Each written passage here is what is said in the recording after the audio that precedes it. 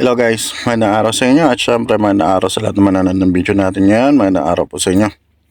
For today's video guys, sobrang importante ng gagawin natin. Lilinasin natin yung hamster bean cage. At hindi lang yon, maglalagay tayo ng panibagong beddings.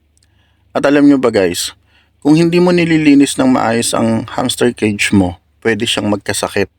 Kaya today, ipapakita ko sa inyo step by step kung paano natin gagawin to ng tama. Okay guys, ito na yung current setup ng hamster ko. Yan, makikita nyo na medyo madumi na siya, may mga poops na, may basa na yung ibang part ng beddings. Siyempre, pag ganyan, may amoy na rin. Pero normal lang to kasi ang hamster natin mahilig yan maghukay at magtago ng pagkain.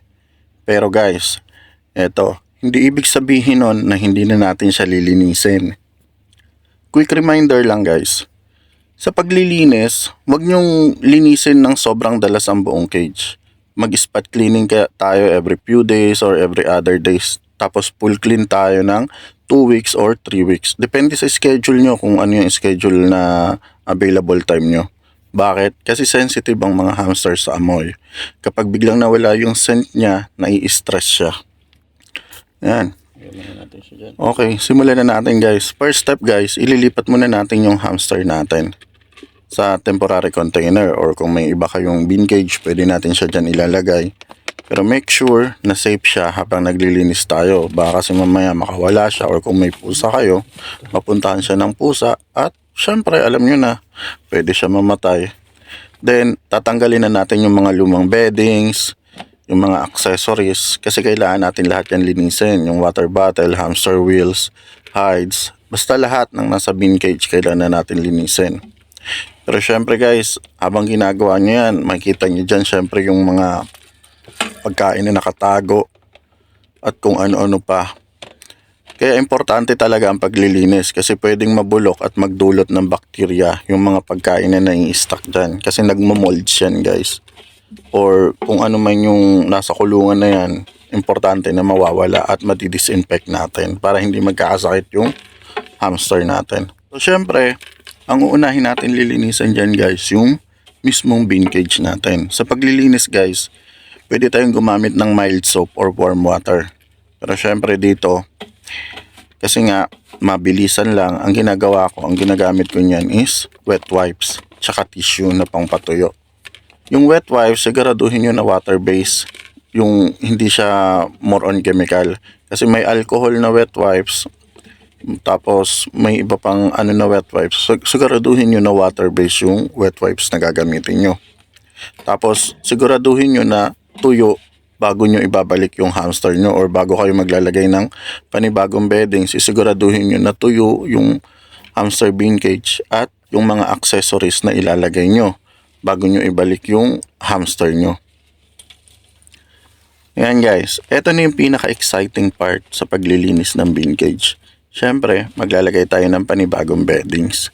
Guys, mas maganda kung yung beddings natin wood shaving na walang amoy or unscented. Kasi walang chemical yon. Yung ibang mga hamster keeper, gumagamit sila ng scented na mga beddings. Pero guys, kasi yung scented, nagkukos din yun ng sakit. Tapos mas maganda yung wood shaving. Pero kung may available tayo na paper-based beddings, pwede rin yun. Pwede rin natin silang imimix kung meron. Pero kung wala, wood shaving pwede na. Kung paper beddings yung available mo, ayun na yung gawin mo. Tapos guys, mas maganda kung mas makapal na beddings yung ilalagay natin. At least 4 to 6 inches yung kapal para makakapaghukay sila at makakagawa sila ng tunnel. Pero syempre guys, kailangan sisiguraduhin din natin na tuyo yung bean cage bago natin ilalagay yung mga beddings natin. Tapos yung mga accessories, kailangan siguradong tuyo na siya. Hindi siya basa. Kasi nagmo-molds yan pag basa yung bean cage pa, lalo ng ilalim, tapos lalagyan na natin ng beddings, ma-absorb ng beddings yun. Tapos magmo-molds agad. So, problema rin yun. Tapos syempre, ibabalik natin yung mga hideouts, food bowl, water bottle, para sigurado na paglagay ng beddings is sakto lang doon. Kasi hindi naman ganun kalaki yung bean cage natin eh. Pero syempre kung malaki yung bean cage mo, unahin mo muna yung beddings bago mo ilagay yung mga water bottle, hamster wheel, tapos yung hideout. Pero kung ganito lang din yung bin cage mo, syempre unahin mo muna yung mga accessories bago ka maglagay ng beddings. Ganun po. Tapos guys, ito tatandaan nyo rin na kailangan may lumang beddings kayo na inilalagay. Kasi nandun yung amoy ng hamster nyo eh. Kahit konti lang, kahit isang dakot lang, wag nyo dadamihan. Pero siguraduhin nyo na tuyo yung ilalagay nyo na lumang beddings.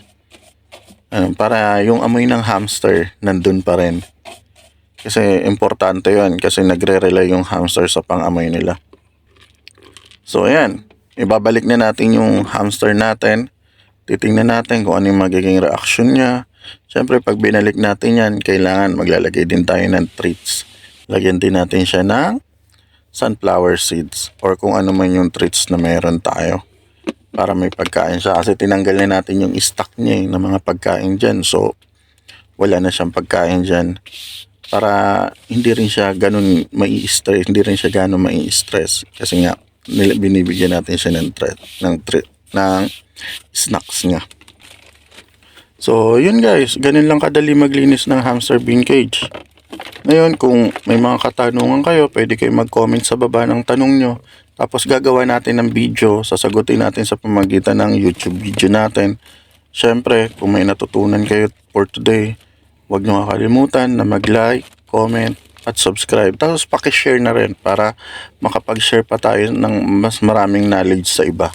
Para sa mga beginner at sa mga gustong mag-alaga, para alam din nila yung mga basic na ginagawa natin sa pag-aalaga ng hamster. Tapos tatandaan natin guys, ang malinis na cage, syempre yung hamster natin ay masaya. So see you sa next video. Maraming salamat po sa inyo.